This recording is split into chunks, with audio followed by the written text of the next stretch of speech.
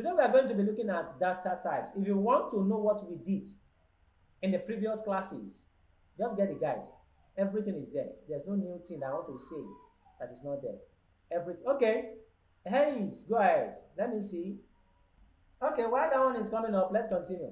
So today we're going to be looking at something called the data types. But before we go to data types, there's something which I did not talk about in the last class. I said in naming a variable, Python interpreter is case sensitive. I made mention of it, but I didn't go deep.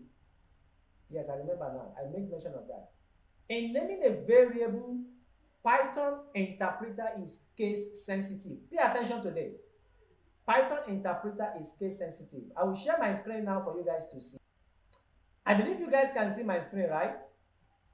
Yes, sir, we can see it. Okay, thank you. I just want to be sure. Now, in naming a variable, as I said, Python interpreter is case sensitive. Pay attention to this. Variable which is this, username. Let me increase the size. Yep.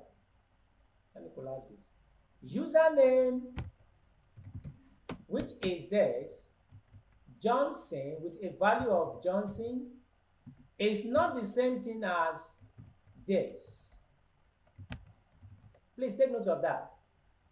If I want to print this out now, and I put something like this, username, and I click on my what?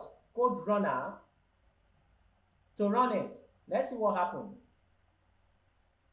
Now, what we get in return is this. This is where I'm going. Pay attention to this. You will get something called a traceback. Now, what is a traceback in Python? A traceback is what? Is a record of where the interpreter ran into trouble when trying to execute your code. It's in the guide. A traceback is what? A record of where is a record of where the interpreter ran into trouble when trying to do what? When trying to execute your code. A record of where the interpreter ran into trouble when trying to execute your code. So that is the meaning of a traceback. So in case you come across a traceback, always know that is what? It's a record of where the interpreter ran into trouble when trying to execute that code. Now, if you take a look at this now, this is the file name. That is where the file is being saved. The file name is lesson 4 inside this directory on line 2, which is this. This is line 2. In this module, print. Now,